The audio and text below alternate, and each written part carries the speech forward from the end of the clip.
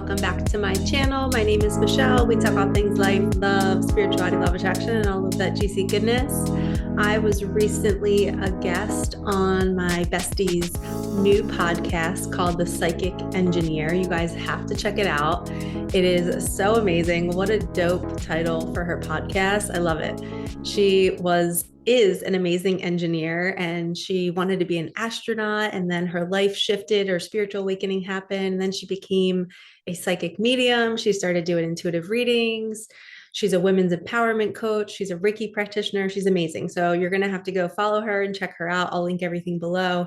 But she asked some amazing questions on the podcast, and I figured I would make a video about more on that topic. So you guys can watch that video so you can hear our conversation. It's just so much more fun to watch two people talking and to see, how things kind of move in different directions in conversations. I love watching podcasts on YouTube. It's one of my favorite things because I follow a lot of teachers and they're only by themselves in the video. But then when you get to see somebody talking with somebody else, you really get a feel of their personality and who they really are.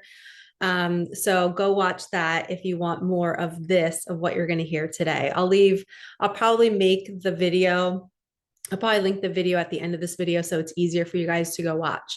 So one of the things that I was thinking about during the podcast was, what really makes the internal shift happen for somebody that is about to manifest something amazing. And for me, my opinion of this is the person just finally gets fed up. Like you're finally like, I am done with this BS lifestyle. I'm done with the contrast. I'm done with the breakdown. And you're just fed up and you have anger and you have frustration and maybe things are breaking down in your house or your car and you're just over it. You're like, I've had 10 years of this. I've had 20 years of this. I've had, the longest drought of my life money-wise, and you're just fed up. To me, this is what makes the change in us. We have to sometimes suffer to be dropped to our knees to say, I choose differently. And the ironic thing about this is the suffering is most likely a pattern from childhood. So you are in a simulation reliving your childhood in another way.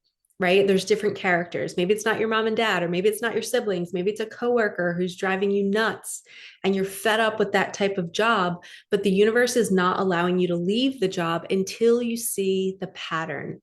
Okay. And that's what it's calling you to do. You're being called to be like, I'm done. And if you can picture it, it's your 8-year-old self in your house stomping your foot saying, no, I'm done with this.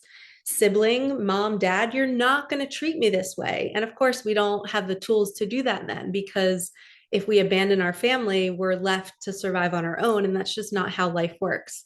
We're in the simulation meant to experience that childhood to then transmute it in the future. But a lot of people don't manifest what they're desiring because they're not leaving that childhood home energetically. And one of my friends, Hedley Dorenzi, she's an amazing manifestation coach. She teaches the law of assumption. She's mostly focused on Neville Goddard.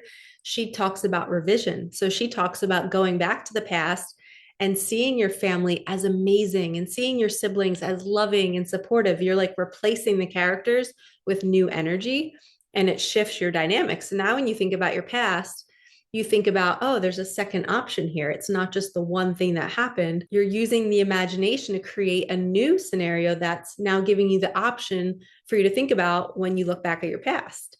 And it works. Revision works. But a lot of times when we're manifesting and we have to shift our inner world to become the person that's ready to receive it, to me, we have to get angry, we have to get fed up, and we have to be willing to cut the cord, leave the pattern behind, leave the home, say, I'm standing up for myself. I'm speaking my truth to my boss, to my boyfriend, to my spouse, to my coworker. You're finally doing something different because you're so fed up.